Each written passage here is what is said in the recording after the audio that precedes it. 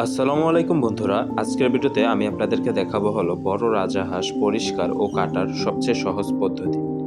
হাঁসটাকে জবাই করার পর আমরা সবার প্রথমে হাঁসটার পেটটা কেটে এর ভিতর থেকে নাড়ি ভুঁড়ি এবং কলিজা যা কিছু আছে সব কিছুকে বের করে নেব। এর জন্য আমরা একটা কেচি দিয়ে হাঁসের পেটটাকে কেটে নিচ্ছি। আপনারা চাইলে বটি দিয়ে বা ছুরি দিয়েও পেটটাকে কেটে নিতে পারেন। যেহেতু হাঁসটা বড় তাই এটাকে বটি দিয়ে কাটা খুবই কষ্ট হবে, তাই আমরা কাটার জন্য ছুরি ব্যবহার করব। তো সব নাড়িভুড়ি বের করার পর দেখুন আমরা ভিতর থেকে কিন্তু কলিজাটাকেও বের করে নিয়েছি। তারপর আমরা কলিজাটাকে পাশে রেখে দিয়ে হাঁসটাকে গরম পানিতে দিয়ে দেব। আমরা হাঁসটাকে ফুটন্ত গরম পানিতে দিয়ে 1 মিনিটের জন্য একটা ঢাকনা দিয়ে ঢেকে দেব। ঠিক 1 মিনিট পর আমরা ফুটন্ত গরম পানিটাকে ফেলে দেব। দেখুন আমরা পানিটা ফেলে দিয়েছি। এবার আমরা হাঁসটাকে আবার ঢাকনা দিয়ে ঢেকে খুব ভালোভাবে এভাবে ঝাঁকিয়ে নেব। এভাবে ঝাঁকিয়ে নিলে হাঁসের গা থেকে পশমটা আলগা হয়ে যাবে এবং খুব সহজেই উঠে আসবে।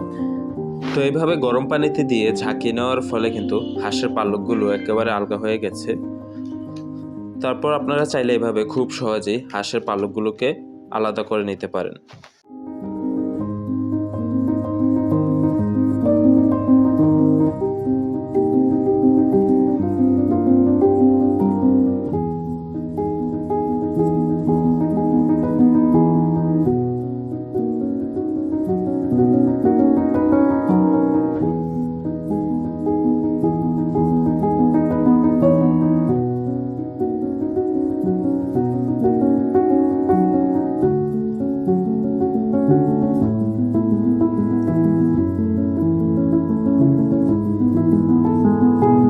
তো দেখুন এভাবে কিন্তু আমরা পুরো হাঁসটাকে খুব ভালোভাবে পরিষ্কার করে নিচ্ছি।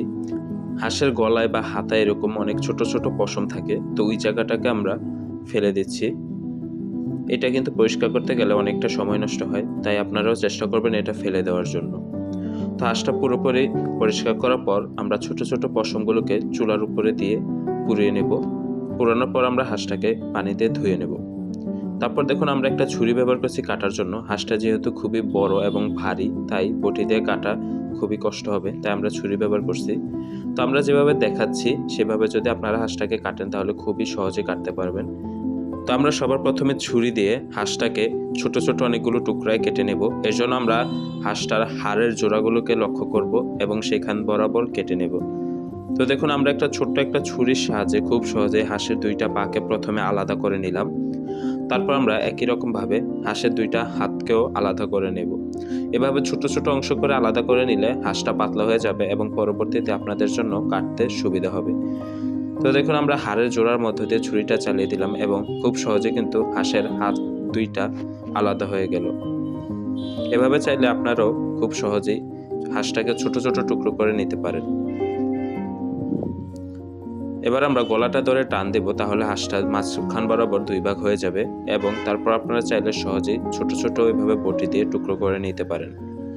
তো আশা করি আজকের ভিডিওটা আপনাদের কাছে ভালো লাগছে। ভালো লাগলে অবশ্যই একটা লাইক করে দেবেন এবং আমাদের চ্যানেলটিকে সাবস্ক্রাইব করে দেবেন এরকম আরও নতুন নতুন ও সুন্দর সুন্দর ভিডিওর জন্য। ধন্যবাদ।